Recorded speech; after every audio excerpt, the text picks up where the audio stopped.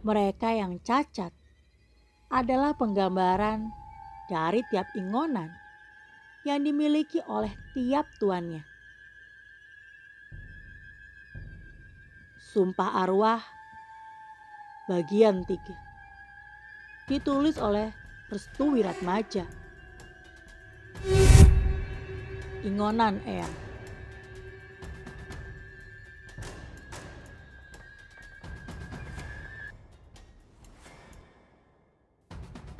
Ada banyak sekali peliharaan atau ingonan dari entitas yang bersarang di dalam tubuh Mbah Jamsuri.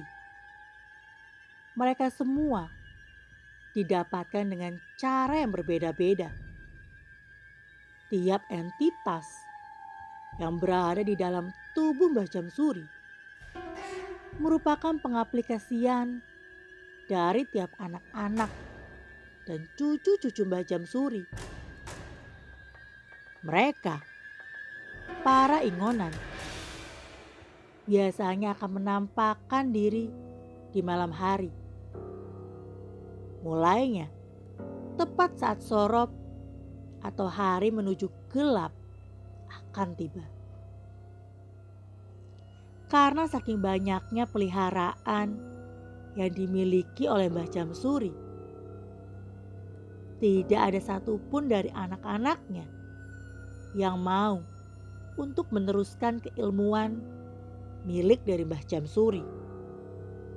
Akibatnya, tiap ingonan yang dimiliki oleh Mbah Jamsuri akan mencari wadahnya masing-masing.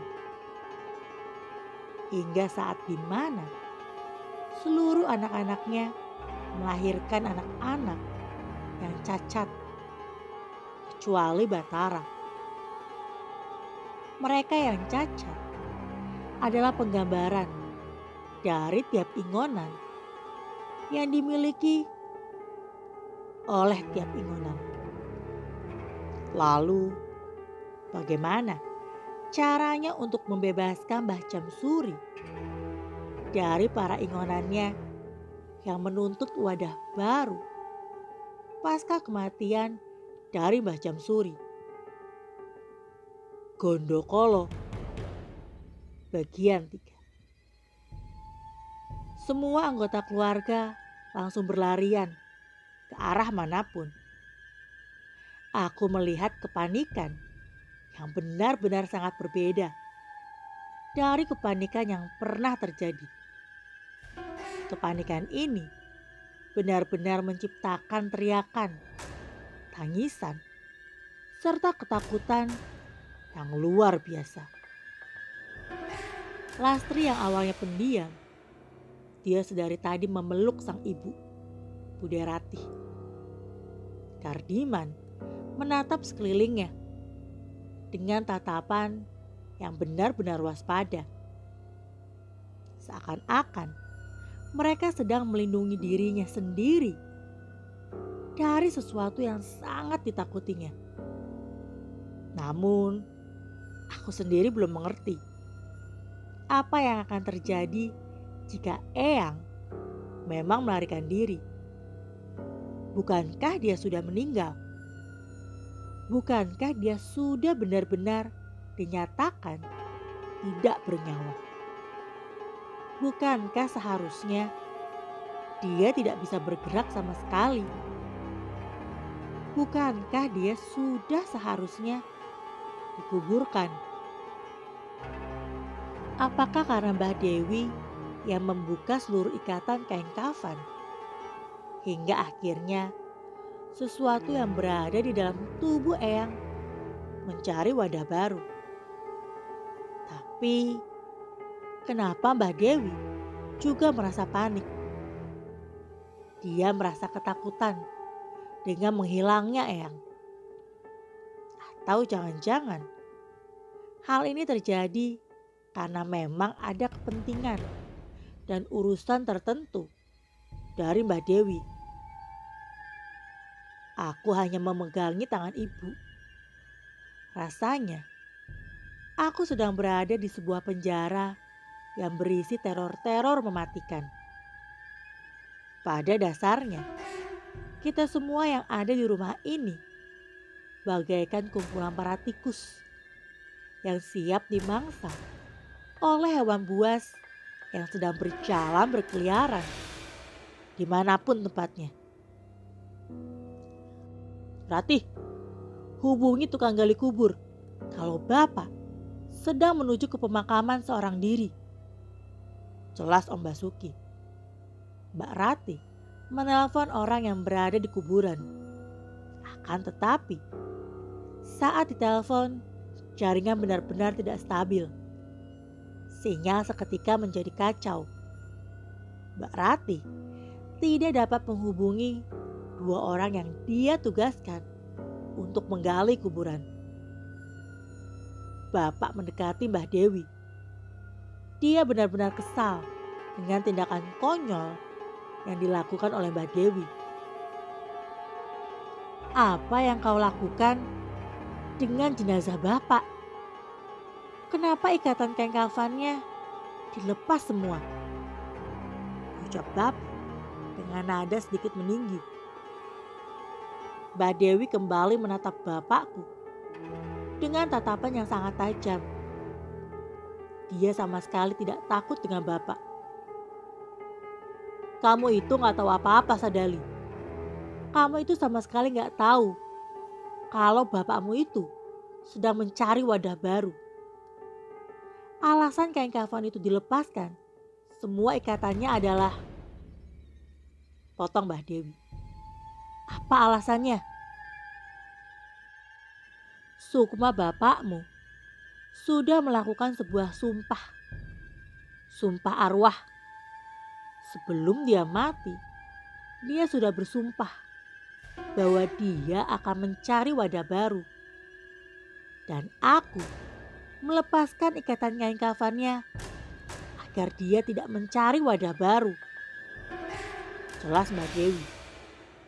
Dalam percakapan yang sedang berlangsung, Kardiman mengambil seluruh ikatan kain kafan yang gunanya menjadi pengikat beberapa sisi anggota tubuh milik Mbah Jamsuri. Dia kemudian menghilang dari keramaian entah kemana.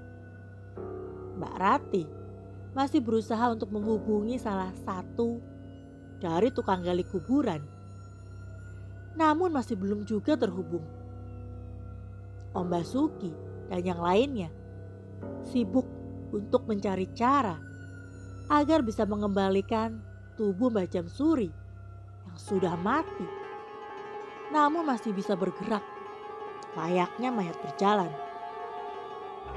Mau tidak mau, ucap Mbah Dewi kepada seluruh orang yang ada di rumah. Kita harus menangkap mayatnya sebelum korban mulai berjatuhan. Jelas Mbak Dewi. Lokasi rumah Mbah Jamsuri. Kardiman memisahkan diri dari para keluarga. Dia mencari kemana Mbah Jamsuri pergi. Setiap ruangan, tempat, kamar, dan lainnya sudah Kardiman periksa. Dia benar-benar nekat untuk menyelesaikan masalah ini sendirian. Eyang, pulang Eyang. Kardiman berjalan ke sebuah ruangan yang dipercaya sebagai ruangan milik Mbah Jamsuri. Ruangan yang kosong dan tidak ada aliran listrik sama sekali. Merupakan satu-satunya ruangan yang sering digunakan oleh Mbah Jamsuri. Dia kemudian mengintip lewat lubang kunci di pintu tersebut. Saat matanya menengok ke kanan dan ke kiri, dia tidak menemukan apapun. Kardiman rasa Mbah Jamsuri benar-benar sudah meninggalkan rumah. Apa Eyang ke kuburan ya? Tepat saat Kardiman mengucapkan hal itu, dia mendengar suara Mbah Jamsuri dari kejauhan.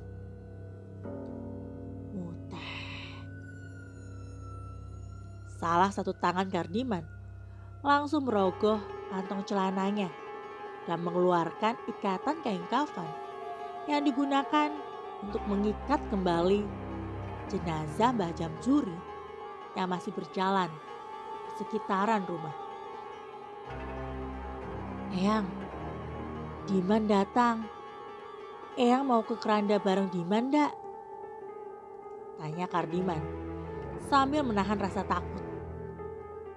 Kardiman terus berjalan ke arah sumber suara. Dia tahu tindakannya ini sangat berbahaya. Mengingat Mbah Jamsuri sedang mencari wadah baru untuk entitas yang ada di dalam tubuhnya. Eyang, ayo ke keranda bareng. Kardiman terus memanggil nama Mbah Jamsuri dan mengajaknya untuk pergi ke keranda bersama-sama. Keringat dingin mulai berjatuhan. Kardiman sudah merasakan hawa merinding yang begitu memancar di setiap sisinya. Namun, Kardiman mendengar suara aneh di pojok ruangan sebelum mengarah kepada pintu belakang rumah Mbah Jamsuri. Eyang, Kardiman mendengar ada suara orang yang sedang melahap sesuatu dengan sangat keras bunyinya. Kardiman tahu suara itu benar-benar nyata adanya. Semakin dia mendekat, semakin jelas suaranya. Hingga akhirnya, Kardiman menyaksikan hal yang sangat dia kagetkan. Langkah kaki Kardiman tiba-tiba berhenti saat melihat sosok pria dengan kain kafan yang masih melekat di tubuhnya sedang memakan daging tikus di pojok ruangan yang gelap. Kardiman langsung mengarahkan ikatan tali kafan itu ke arah pria yang sedang memakan daging tikus. Dia berniat untuk menyelesaikan ini semua. Ia kemudian membacakan mantra ritual sumpah arwah yang pernah dibaca eyangnya tersebut. Hawakmu bakal sirno, ucap Kardiman dengan suara yang terbata-bata. Dia menahan rasa takut dan ngeri saat melihat jenazah Mbah Jamsuri kembali hidup layaknya mayat berjalan. Sukmamu butuh konco. Seseng wis kepati. Ora bakal iso mati. Tiba-tiba Mbah Jamsuri menghentikan mulutnya untuk terus mengoyak daging tikus tersebut. Perlahan, dia letakkan daging tikus itu di lantai. Kardiman masih terus membacakan mantra sambil salah satu tangannya mengarahkan ikatan tali kain kafan ke tubuh Mbah Jamsuri. Getih enjerone padaran. Mbah Jamsuri menengok perlahan, lalu membantu Kardiman untuk membacakan mantra sumpah arwah yang sedang dia bacakan. Lemah ing daleme tutuk. Kardiman langsung menghentikan mulutnya untuk membacakan mantra tersebut. Dia melihat dengan jelas saat Mbah Jamsuri perlahan menatap wajahnya dengan aksi menyeringaikan senyuman. Eyang, Kardiman yang menghentikan langkahnya tiba-tiba tidak bisa menggerakkan sedikit pun anggota tubuhnya saat melihat wajah dari jenazah Mbah Jamsuri yang sangat menyeramkan. Mulutnya dipenuhi dengan darah, matanya melotot tajam, serta kepalanya digoyang-goyangkan ke kanan dan ke kiri. Mbah Jamsuri perlahan bangkit. Lalu dia berjalan ke arah Kardiman dengan kedua tangan yang direnggangkan, layaknya hendak menangkap tubuh Kardiman. Sumpah Sukmo, urat-urat di setiap dahi hingga kepala milik Kardiman keluar sepenuhnya. Tangannya bergerak sendiri, matanya melotot ke atas. Air liurnya berjatuhan. Mulutnya tersenyum menyeringai. Lalu, kain ikatan yang berada di tangannya mengikat lehernya. Air liurnya terus-menerus keluar.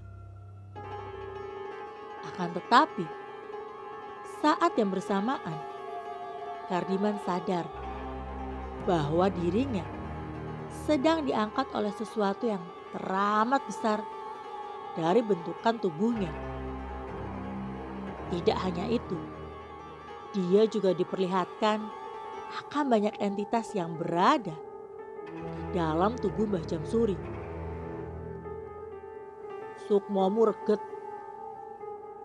Sosok hitam tinggi besar dan menyeramkan itu memberi pesan terakhir kepada Kardiman bahwa dirinya memiliki sukma yang kotor. Hanya saja Kardiman tidak bisa melakukan apapun selain meminta pertolongan dengan harapan ada orang lain yang mau menolongnya. Tolong!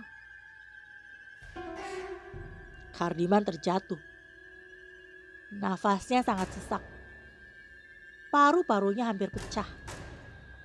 Tapi dia sudah lebih dulu merasakan pendarahan di beberapa sisi. Hidung, telinga, dan bahkan mulutnya sudah mengeluarkan tetesan demi tetesan darah. Penglihatan Kardiman sedikit kabur. Dia melihat Mbah Jamsuri keluar beramai-ramai dengan banyaknya entitas yang selama ini mengendap di dalam tubuhnya. Akan tetapi, sayup-sayup di depan pintu, dia melihat ada seseorang yang berdiri dengan postur tubuh dan perawakan yang sama seperti Kardiman. Tubuh Kardiman perlahan diseret melewati beberapa ruangan. Kardiman sempat menahan tiap pegangan yang ada. Akan tetapi dirinya sangat lemah hingga tidak bisa memiliki daya apapun.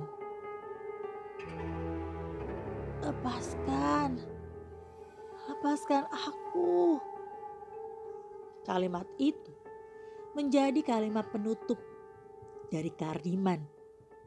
Sesaat setelah dirinya masuk ke dalam sebuah ruangan yang tidak asing. Sementara itu, Om Basuki dan Mbah Rati memutuskan untuk menuju ke area pemakaman. Mereka berniat untuk memberitahu tanda bahaya dengan terlepasnya Mbah Jamsuri dari cekalannya. Namun, mereka tidak akan mengatakan bahwa Mbah Jamsuri kembali hidup atau apapun. Dia hanya menginginkan penundaan dalam penguburan yang akan dilakukan oleh Mbah Jamsuri. Om Wardi dan Bapak mencari Mbah Jamsuri di sekitaran rumah. Aku, Mbah Dewi, serta ibu dan anak-anak lainnya menunggu yang lain. Akan tetapi, aku merasakan ada yang kurang. Aku tidak melihat Kardiman sedari tadi. Apa jangan-jangan Kardiman sedang melakukan sesuatu dan memilih untuk melakukan caranya tersendiri. "Kardiman mana?" tanyaku. Bocah itu sudah mengambil ikatan tali kain kafan. Dasar dablek, aku baru sadar terkait apa yang sudah dikatakan oleh Mbah Dewi. Setelah aku melihat ikatan tali kafan hilang semua. "Mbah," tanya ibu dengan perasaan khawatir. "Kamu sudah tahu kan? Kamu juga ngerti kalau ikatan kain kafan yang lepas tidak boleh dibawa kemanapun," ucap Mbah Dewi. "Memangnya kenapa, Mbah?" tanya aku dengan rasa penasaran. "Mayatnya akan menghilang dan tidak akan pernah kembali ke keranda. Harus ada orang yang mengajaknya untuk kembali ke keranda.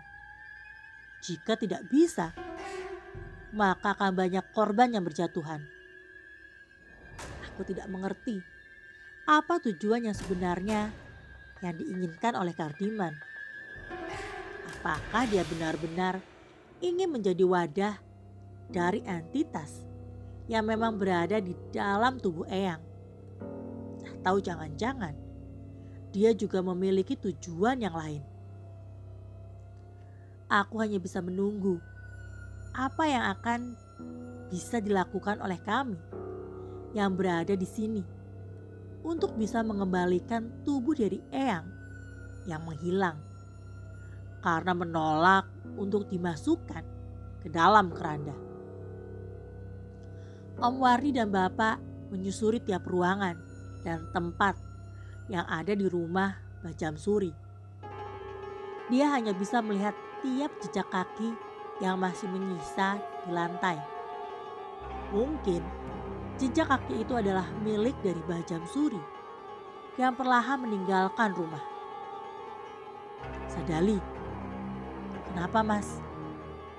Kamu tahu kan, Bapak itu punya banyak sekali entitas yang ada di dalam tubuhnya.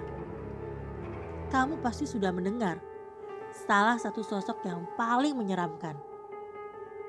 Bapak teringat akan satu sosok yang sangat menyeramkan.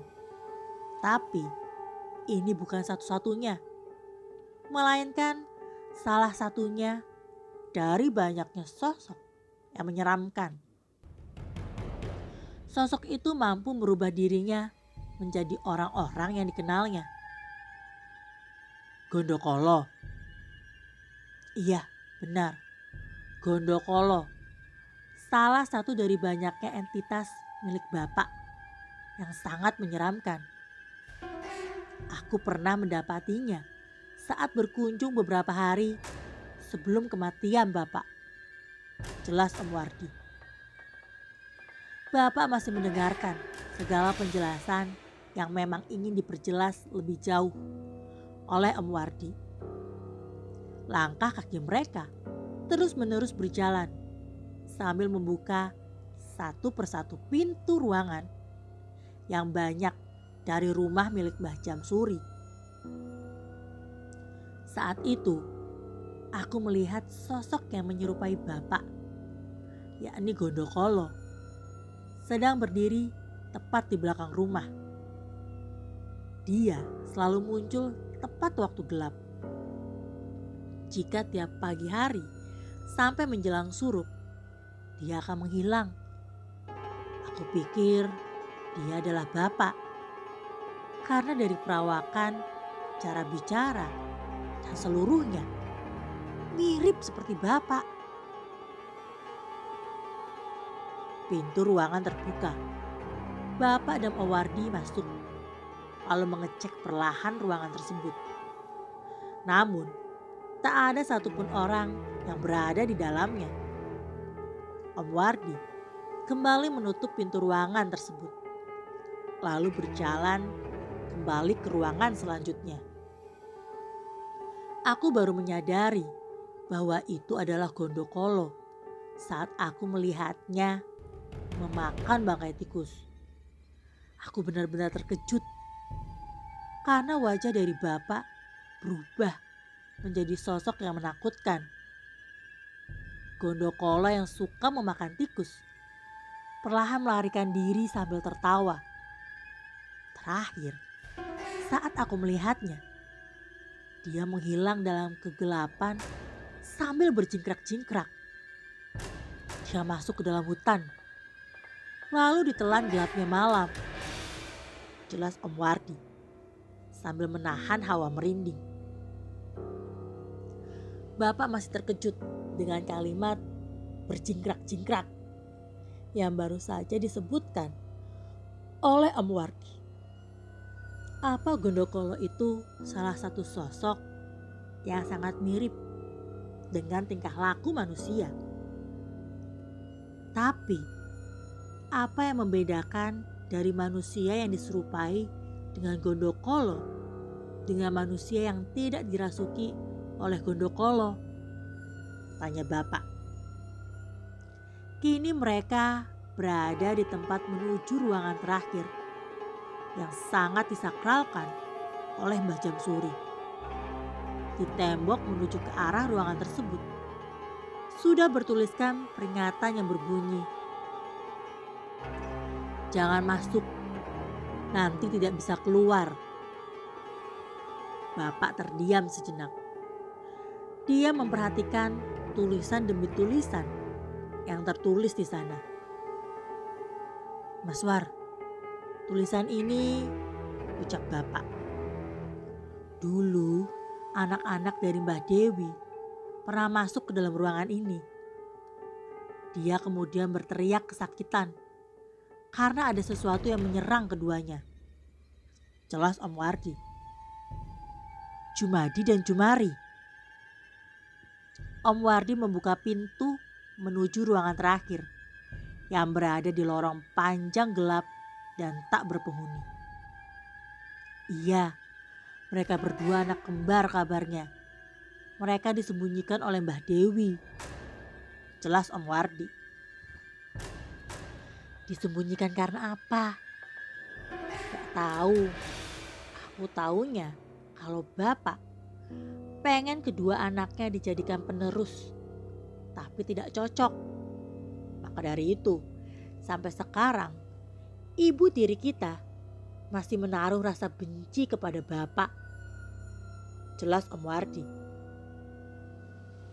Lokasi makam. Kedua orang pesuruh dari Mbah Ratih sudah suntuk untuk menunggu. Mereka akhirnya memutuskan untuk pulang dan membawa seluruh alat-alat yang digunakan untuk menggali kuburan. "Dah, pulang. Mayatnya gak akan dikubur hari ini. Paling juga mayatnya lagi jalan-jalan," ucap Rasim menggali kubur. Mulutmu. Gak boleh ngomong sembarangan. Kamu gak tahu kan? Orang yang mau kita kubur itu adalah Mbah Jamsuri. Dia bukan orang sembarangan. Bisa-bisanya kamu ngomong kayak gitu. Apa kamu gak takut lehermu kegorok pacul? Jelas Babat saat memberikan peringatan kepada Rasim. Rasim hanya mengolok-olok Babat dengan mengikuti gaya bicaranya yang terlalu terburu-buru, hingga air liurnya banyak yang keluar dari mulut. Bat, yang awakmu itu lagi ngomong, bisa nggak usah ngeluarin hujan deres. Basah semua wajahku gara-gara air liurmu itu. Jelas Rasim. Halah Sim, kamu itu harusnya bersyukur. Aku udah ngasih pekerjaan buat kamu untuk bareng-bareng ngubur Mbah Jamsuri. Bayarannya gede. Kamu kan banyak kebutuhan, ya kan? Babat mengeluarkan kata-kata pamungkasnya untuk membuat Rasim terdiam. Dan benar saja, pasca omongan menyakitkan itu, Rasim akhirnya terdiam 1000 bahasa. "Yo wis, ayo pulang," jelas Rasim. "Lah, kalau semisal kerandanya datang gimana?" Orang gila. Mana ada orang yang mau dikubur sampai waktu gelap begini. Kalaupun ada, ya paling pemakaman umum. Tempat ini tuh udah jauh. Lihat, kita kesini aja pakai kendaraan. Kamu mau pas kita nungguin di sini, tiba-tiba Mbak Jamsuri datang? Tanya Rasim. Babat langsung menutup mulut Rasim yang sudah kelewatan. Keringat dingin Babat benar-benar muncul secara perlahan hingga berjatuhan ke tanah. Aku ingatin sekali lagi, Sim. Jangan macem-macem. Jaga mulutmu. Kamu gak tahu Mbah Jamsuri itu siapa sebenarnya. Kamu cukup lakukan pekerjaan kamu dan jangan banyak ngomong aneh-aneh. Jelas Babat. Rasim melepaskan tangan Babat dari mulutnya. Tangannya yang bau membuat Rasim mengeluarkan air liur dari mulutnya. Orang gila, gak mulut gak tangan, semuanya busuk. Habis megang apa tanganmu? Tanya Rasim. Babat mencium tangannya sendiri. Dan benar saja, apa yang dikatakan oleh Rasim bahwa tangannya benar-benar bau. Kenapa tanahnya bau banget ya? Tanya Babat. Udah, kamu mau pulang atau nunggu seharian di sini? Aku mau pulang, jelas Rasim. Babat sejujurnya ingin menunggu lebih lama. Tapi dia tahu, sudah gelap seperti ini.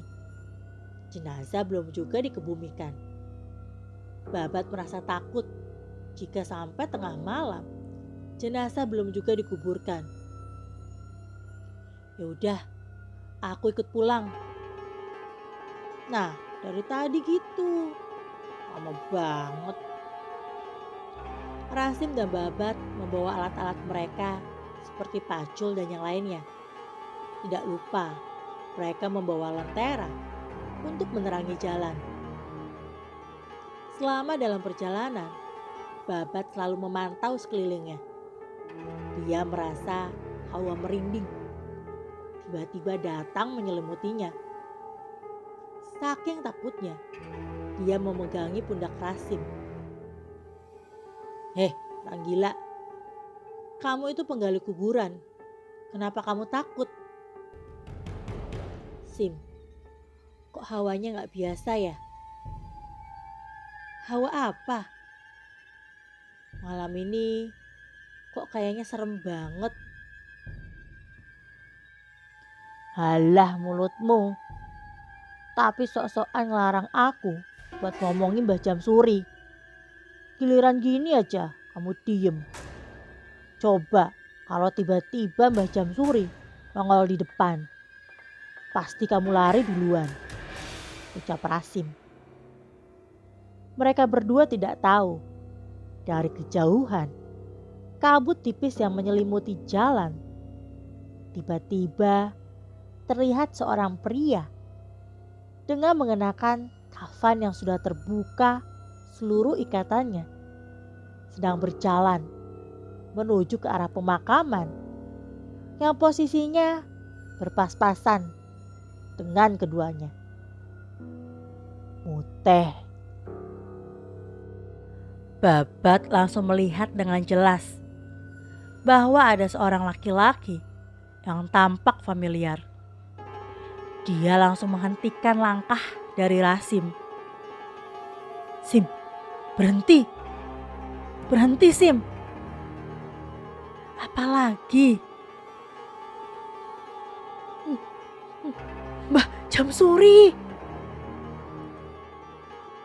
Halah, mana ada mayat jalan-jalan sampai malam-malam begini. Mau nyari udara malam? Ecek Rasim. Babat panik. Dia tidak bisa lagi berjalan bersama dengan Rasim karena Mbah Jamsuri sudah sangat dekat dengannya. Anehnya, Rasim tidak melihat apapun. Dia bahkan tidak mengetahui jika di hadapannya terdapat Mbah Jamsuri yang berjalan ke arahnya dengan tubuh yang masih dibaluti kain kafan. Putih. Babat memutuskan untuk melarikan diri dan meninggalkan Rasim sendirian. Dengan kaburnya Babat, membuat Rasim bertanya-tanya, apa yang sedang terjadi dengan Babat? Hei wong gendeng, mau kemana kamu? Alah, tukang gali kuburan kok penakut. Cemen, dasar gendeng, teriaknya saat melihat Babat lari terbirit-birit. Rasim terus berjalan hingga dirinya mencium bau busuk yang kini ada di hadapannya. Tanpa disadari, Rasim melihat Mbah Jamsuri sudah ada di hadapannya sekarang. Mbah Jamsuri? Rasim menjatuhkan cangkulnya. Dia panik dan menjatuhkan diri ke tanah. Mulut Mbah Jamsuri tidak bisa diam dan terus menggerutukan gigi-giginya. Itu tandanya Mbah Jamsuri sudah lapar. Tangan Mbah Jamsuri mengambil cangkul yang terjatuh di lantai. Ia kemudian memegangi kepala Rasim dengan kuat hingga tidak bisa bergerak sama sekali. Ujung cangkul yang tajam langsung melibas dan menggorok leher Rasim kuat-kuat. Rasim berteriak kesakitan.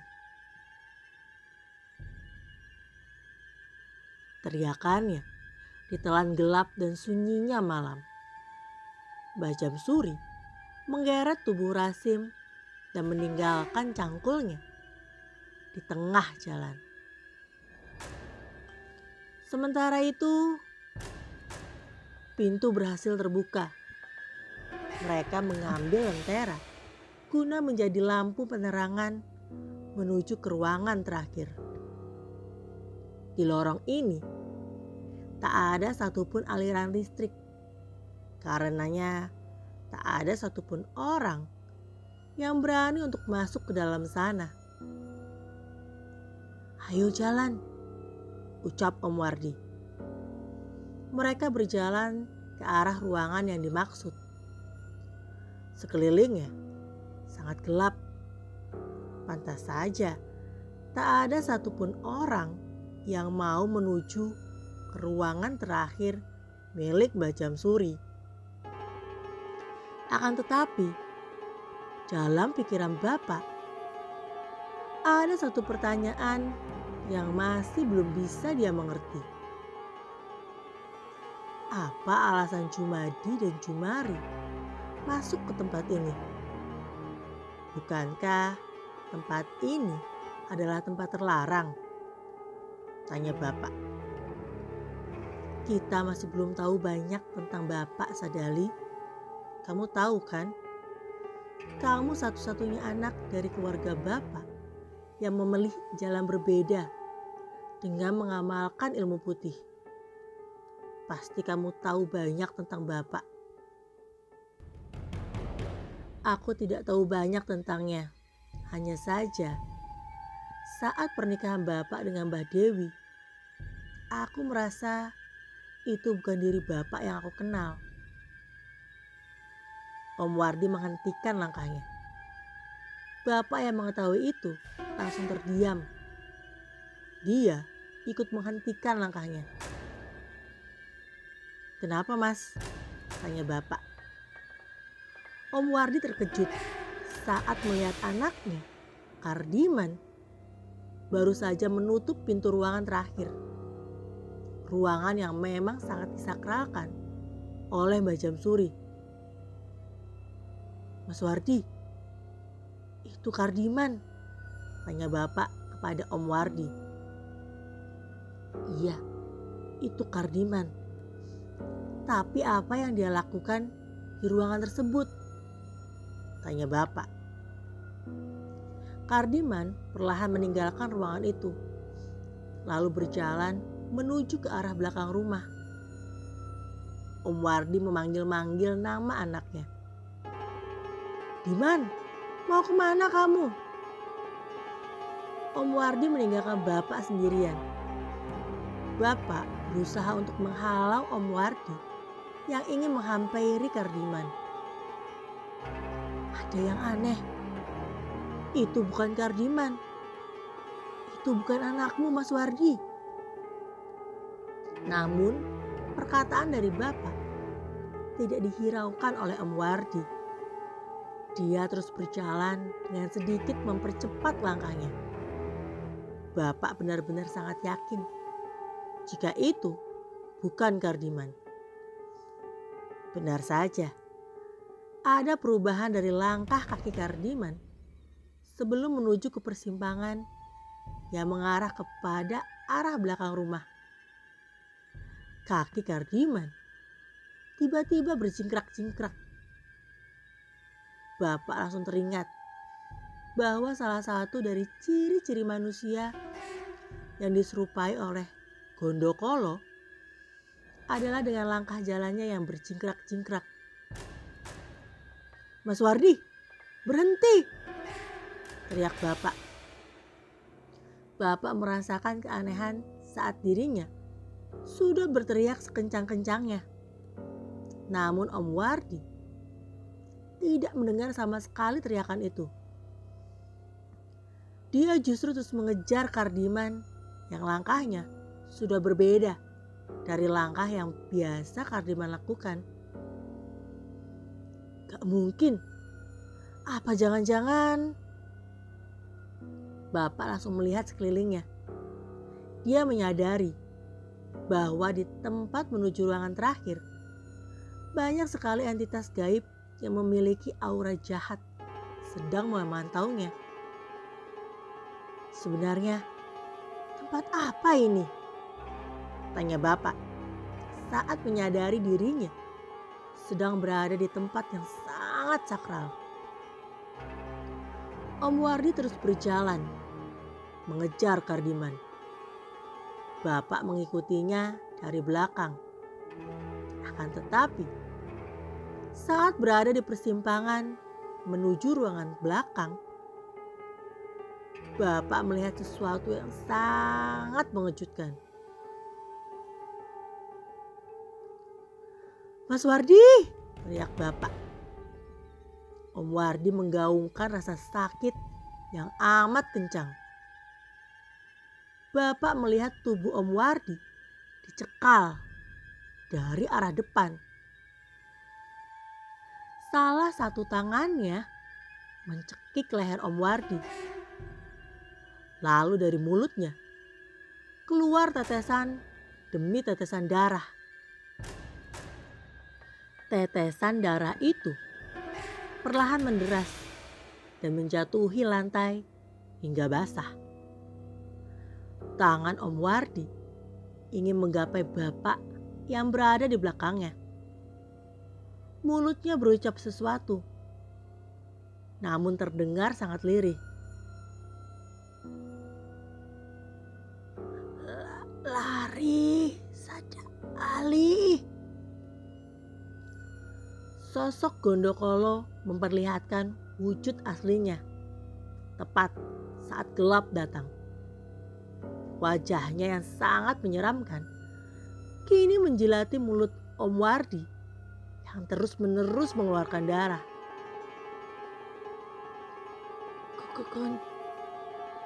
"Gondokolo," ucap bapak saat melihat dengan jelas sosok Gondokolo yang sudah menampakkan wajah aslinya. Tubuhnya yang dibaluti dengan bulu serba hitam, matanya memerah menyala, lidahnya sangat panjang, tangannya panjang sebelah, gigi-giginya terlihat sangat hitam, dan tubuhnya mengeluarkan bau busuk dari jarak yang tidak terlalu dekat. Dia menjatuhkan tubuh Om Wardi ke lantai lalu menyeretnya secara perlahan sambil menyeringaikan mulutnya. Ekspresi senang yang ditampakkan Gondokolo benar-benar sangat menyeramkan. Bapak ingin menggapai tubuh Om Wardi. Namun, sosok Gondokolo itu seakan-akan ingin mengambil tubuhnya dan dibawa lari keluar rumah. Mulut Bapak tiba-tiba berucap sesuatu. Dia mengucapkan kalimat layaknya sebuah kidung yang berguna untuk menjauhkan sosok jahat yang ada di sekitarnya. Ono kidung rumeksa ing wengi,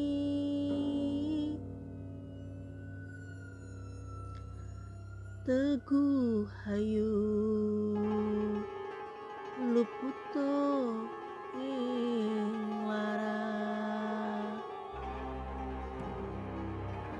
Isi lagunya seperti ini nih. Ada lagu yang dikumandangkan di tengah malam yang menjadikan kuat selamat, terbebas dari semua penyakit dan terbebas dari segala petaka. Perlahan, Gondokolo menampakkan wajah tidak senangnya.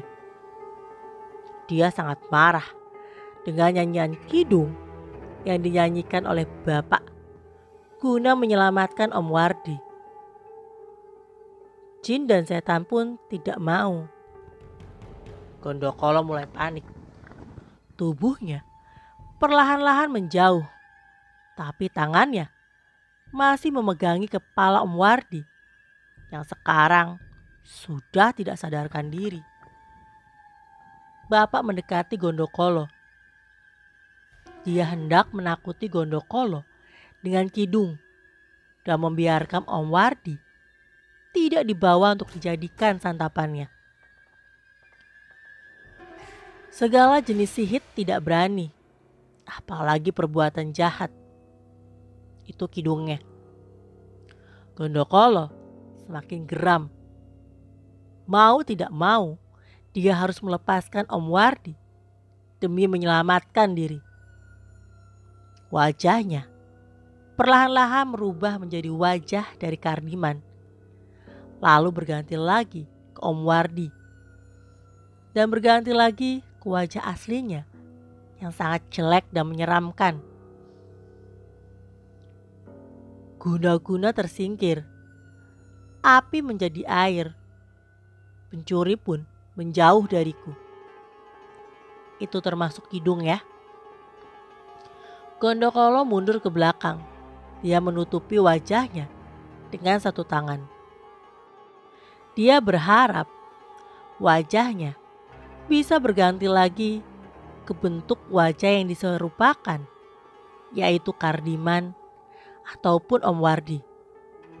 Tetapi tetap saja dia tidak bisa mengembalikannya. Hingga akhirnya bait terakhir dari kidung yang dinyanyikan Bapak menjadi penutup atas hilangnya Gondokolo karena melarikan diri dari kidung pencegah gangguan dari sosok jin atau setan yang memiliki niat jahat. Segala bahaya akan lenyap. Itu akhir dari kidungnya. Bapak mendengarkan cerita tangis dari Gondokolo hingga suara cingkrakan kakinya masih terdengar, walau dari kejauhan. Kini, Bapak harus membawa Om Wardi dan membawanya ke rumah sakit untuk diberikan perawatan medis.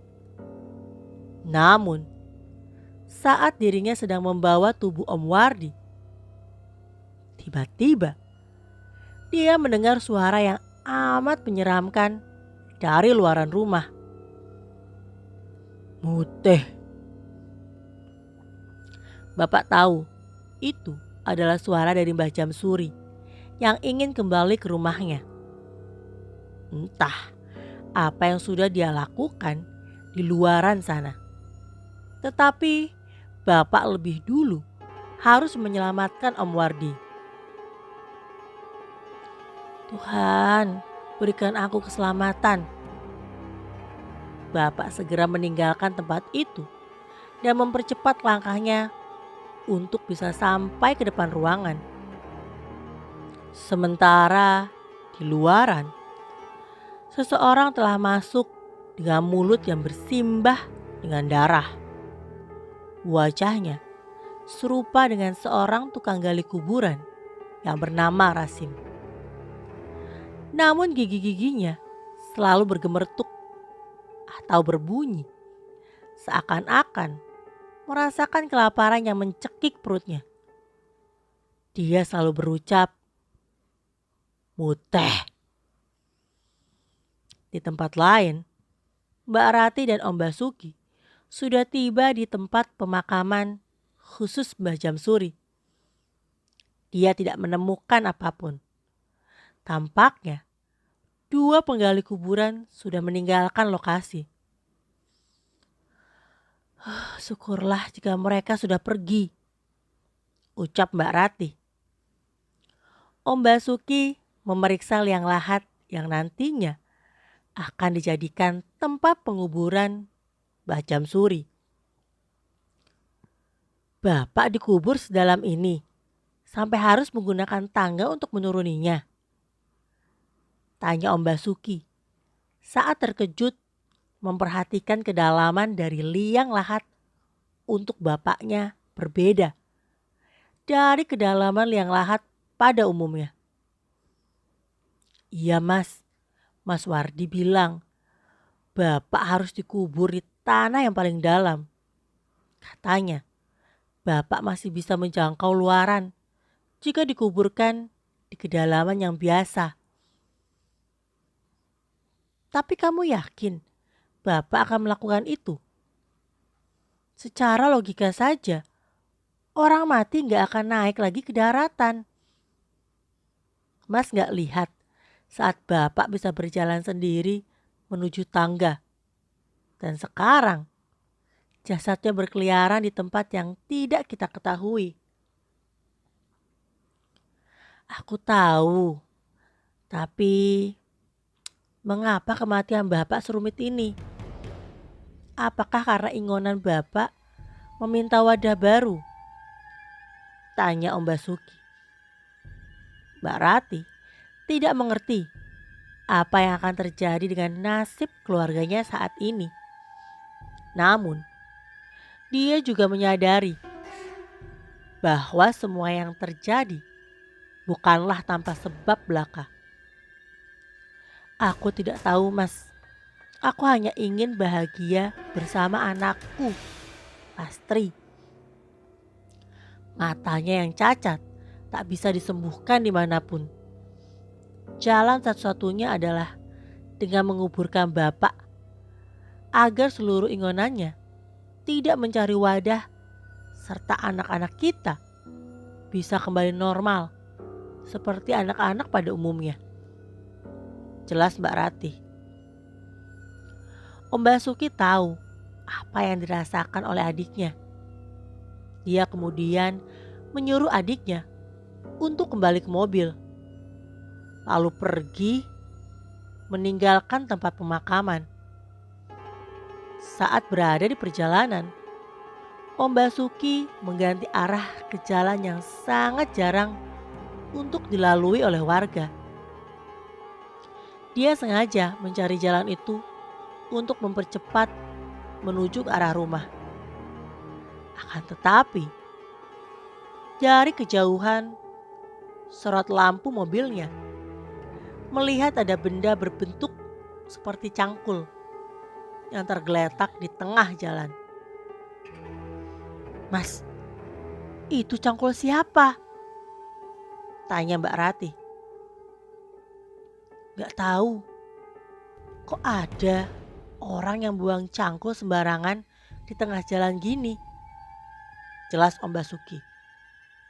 Om Basuki mengambil cangkul itu dan melihat ada keanehan yang terjadi di bagian ujungnya. Hah? Darah? Jangan-jangan Om Basuki langsung melihat sekitaran.